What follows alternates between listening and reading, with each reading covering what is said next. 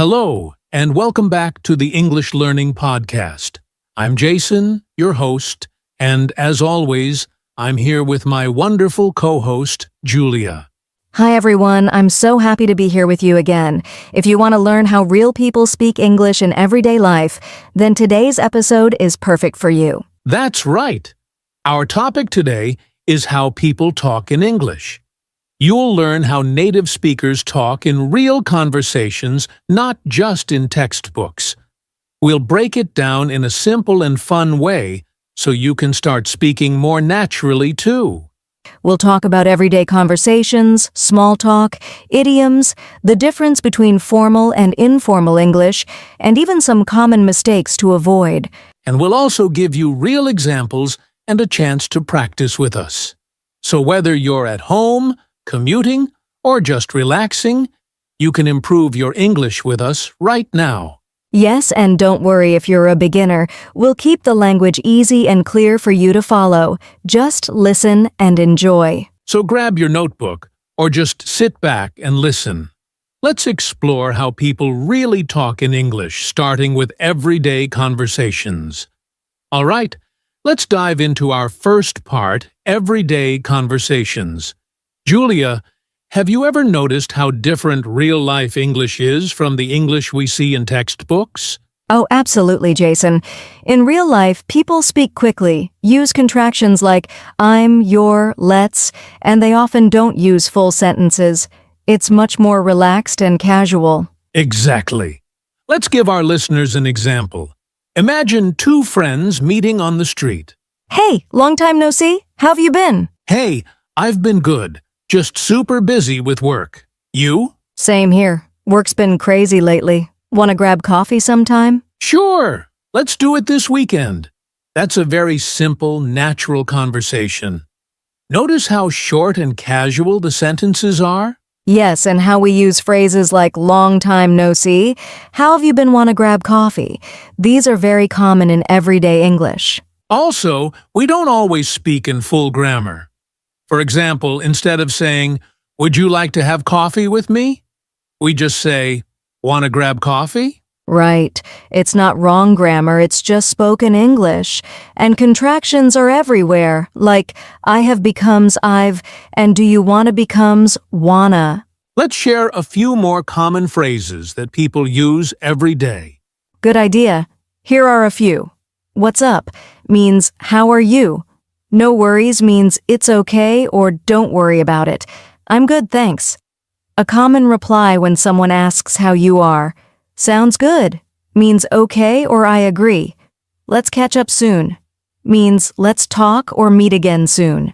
These small phrases can help you sound more natural and confident when you talk to someone in English. Also, don't forget that in daily life, people often mix questions and answers. Hey, Julia, are you free later? Not sure yet. What's up? Thinking of going for a walk. Wanna come? Maybe. Text me. Sure thing. See how casual and short everything is? That's very typical in English-speaking countries. And the best way to learn this is to listen a lot and practice speaking. Podcasts, shows, and talking with others help a lot. Yes, and don't be afraid of making mistakes. Just try to speak naturally and listen to how others talk. Coming up next, we'll talk about something people often forget, tone and body language. It's not just what you say, but how you say it. That's right. Let's go there now. Now let's talk about something really important that's not just about words, tone, and body language. Yes, a big part of communication is how you say things, not just the words you use. Tone of voice and body language can change the whole meaning of a sentence. For example, if I say I'm fine in a happy tone, it sounds like everything is okay. But if I say it in a flat or sad tone, I'm fine, it can mean the opposite. Exactly. And sometimes native speakers understand each other more from tone and facial expressions than from the actual words. Let's do a quick demo. I'll say the same words in two different tones. Ready? Oh, great! You're here! Oh, great, you're here.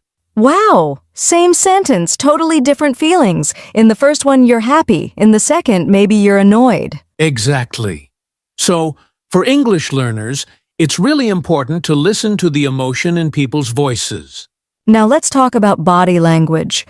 That means using your face, hands, or posture to help communicate. In English-speaking cultures, people often smile a lot when they talk, nod to show they're listening, and use hand gestures to explain something.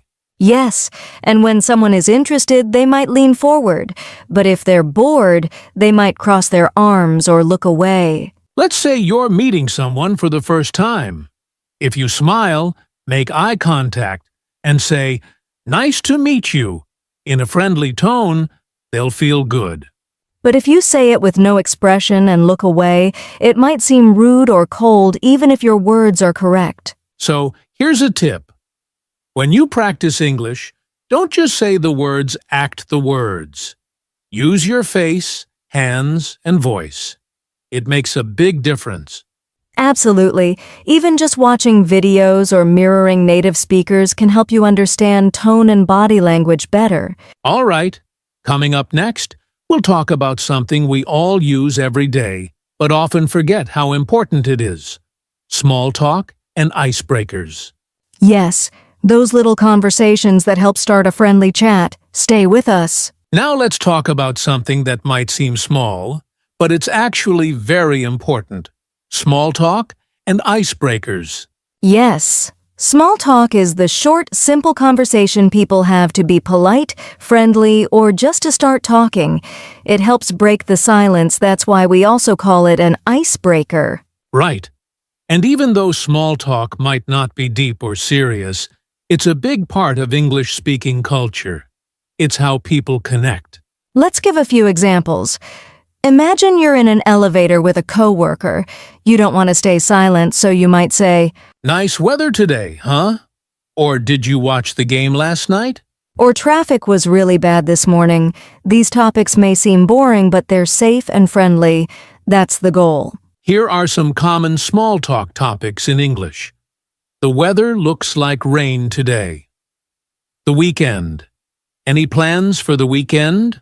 Work or school? How's your day going? Sports or news? Did you hear about that match yesterday? Compliments. I like your jacket. These simple questions open the door for conversation. And remember, the goal isn't to have a deep talk just to be social and polite. Let's show an example. Here's a short small talk conversation between two people meeting at a party. Hi, I don't think we've met before. I'm Julia. Nice to meet you, Julia. I'm Jason. How do you know the host? Oh, we used to work together. What about you? We're old college friends. So, have you tried the snacks yet? Not yet, but they look good. See how easy that was? They didn't talk about anything serious, but they were friendly and polite. Exactly. And once small talk starts, it often leads to deeper conversation, but it has to start somewhere. So here's a tip. Don't be afraid to start with something simple. Even a short sentence like, "How's your day?" can open the door. And remember, smile, use a friendly tone, and show interest. People love talking to someone who listens. Next up, we'll talk about something fun, idioms and expressions. You'll learn some cool phrases that make your English sound more natural. Stay tuned. It's going to be a blast. All right, Julia. Now it's time for something really fun and interesting: idioms and expressions. These are phrases people use all the time that don't always make sense if you translate them word for word. Yes, idioms make English colorful and exciting, but they can be tricky for learners because the meaning isn't always clear from the words themselves. Exactly. For example, if someone says, "It's raining cats and dogs," they don't mean animals are falling from the sky. It just means it's raining very heavily. Let's share a few popular idioms that people use in everyday English conversations. Great idea. Here are 5 idioms with simple explanations. Break the ice to start a conversation in a friendly way. Piece of cake, something very easy to do. Hit the books to study hard. Under the weather, feeling sick or not well. Spill the beans to tell a secret. Those are great. And these idioms come up in conversations a lot, so knowing them will help you understand native speakers better. Let's do a quick example with the idiom break the ice. Imagine you're at a party and you want to start talking to someone new. You might say, "Hi, I'm Julia. How do you know the host?" That's a way to break the ice. Exactly. And if you want to say something was easy, you could say, "The exam was a piece of cake." It sounds much more natural and fun than just saying, "The exam was easy." Here's a quick challenge for our listeners. Try to use one idiom you learned today in a conversation this week. Yes, practice makes perfect, and don't worry if you don't get it right the first time. Just keep trying. Next, we'll talk about how to speak formally and informally. That's important because the way you talk changes depending on who you're talking to. You don't want to sound too stiff with your friends or too casual in a job interview. Let's get into it. All right, Julia, let's talk about something that can be a little tricky for English learners speaking formally and informally. Yes, the way you talk depends a lot on who you're talking to and where you are. Speaking to your boss is different from chatting with your friends. Exactly. Formal English is polite, professional, and clear. Informal English is relaxed, friendly, and often uses slang or contractions. Let's start with an example. Imagine you're writing an email to your boss. In formal English, you might say, "Dear Mr. Smith, I hope this message finds you well. I am writing to inform you about the meeting scheduled for next Monday." But if you're texting a friend about the same meeting, you might say, "Hey, just wanted to remind you about the meeting on Monday." See the difference? The formal version uses full sentences, polite words like, "Dear, and I am writing to inform you." The informal version is short and casual. Here are some common formal versus informal expressions. Formal, informal, "I am writing to inform you. Just wanted to tell you I would appreciate it if could you? Thank you for your attention. Thanks, I look forward to hearing from you. Talk soon." Another big difference is in contractions. Formal English usually avoids contractions like don't or can't. Informal English uses them all the time. Also, slang and idioms are common in informal speech, but usually not in formal writing or talking. Here's a tip for learners. Match your language to the situation. When in doubt, it's better to be a little more formal. And practice switching between the two styles so you feel comfortable in any situation. Coming up next, we'll talk about something very important. How to ask questions and keep a conversation going. Great. Asking questions is the key to good conversations. Don't miss it. All right, Julia. Let's talk about something every English learner faces: common mistakes people make when speaking English. Yes, making mistakes is totally normal, but if we know the common ones, we can avoid them and speak more clearly. One common mistake is mixing up verb tenses. For example, saying "I go to the store yesterday" instead of "I went to the store yesterday." Right, past events need the past tense. So remember "I went," not "I go" for something that already happened. Another mistake is wrong word order in questions. For example, saying "You are coming" instead of "Are you coming?"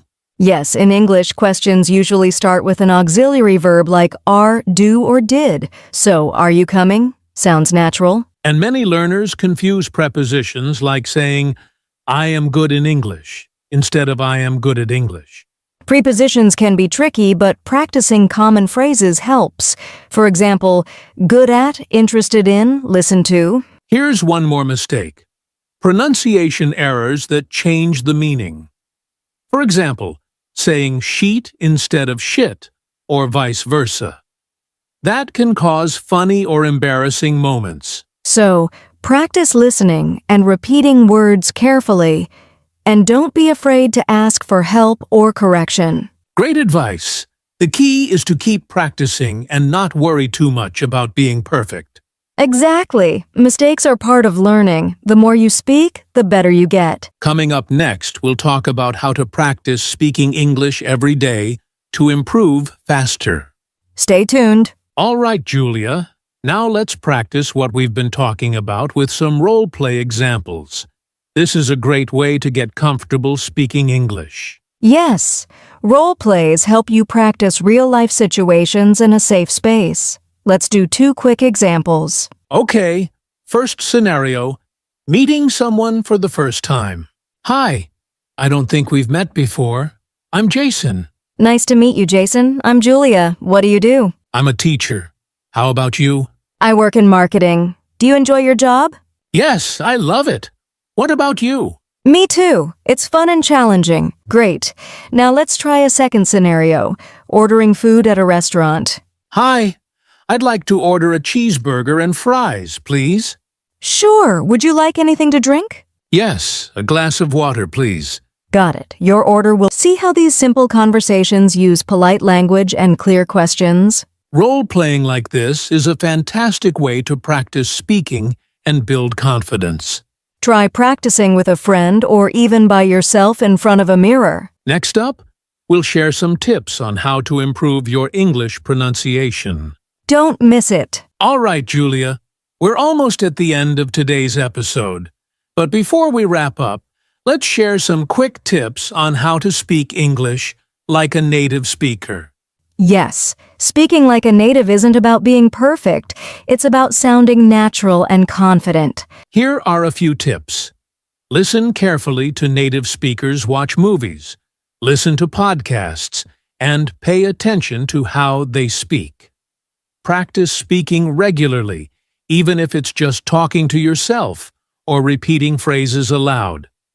Focus on rhythm and intonation. English has a musical flow, with some words stressed more than others. Use contractions instead of saying, I am going. Say, I'm going.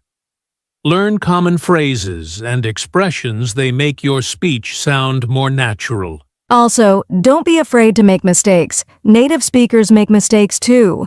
The key is to keep practicing. And remember, speaking confidently is just as important as speaking correctly. Absolutely. The more you practice, the more natural you'll sound. That's all for today. Thanks for joining us on the English Learning Podcast. See you next time. Keep practicing and keep talking. All right, Julia. It's time for our favorite part, practice time for our listeners. This is where we help you get speaking right now. Yes, we'll say some sentences and questions slowly and then give you a moment to repeat after us. Let's start with a simple greeting. Repeat after me. Hello, how are you today? Great. Now try this one. What do you like to do in your free time? Good job! Here's a question using an idiom. Have you ever broken the ice at a party? Nice. Let's try a formal sentence I am writing to inform you about the meeting scheduled for Monday. Last one. Can you please help me with this task? Awesome. Keep practicing these sentences throughout your day. Remember, speaking often and practicing out loud is the best way to improve. That's right. Keep up the great work, and soon you'll feel more confident speaking English. Thanks for practicing with us today. All right, Julia. We've covered a lot today about how people talk in English, from everyday conversations, tone and body language, idioms, formal versus informal speech, and more. Yes, Jason. We talked about the importance of understanding different ways people speak so you can communicate confidently in many situations. Remember, learning English is a journey. It takes time, practice, and patience.